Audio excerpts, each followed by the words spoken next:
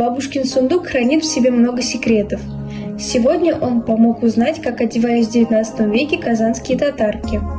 Платье шито из дорогой итальянской ткани. Оно имеет европейский крой, длина платья, рукава и крой горловины соответствуют традициям мусульманок. Вырез горловины прикрывает изюм. Бархатный камзол скрывает женский образ, делая его недосягаемым до мужского взора. По краю на камзол вышивался позумент. Самый яркий из предметов украшения – нагрудная перевязь хасите. Оно богато украшено ювелирными брошами, драгоценными камнями, монетами, ракушками каури. В маленьком карманце хранится молитва. На голове колфак.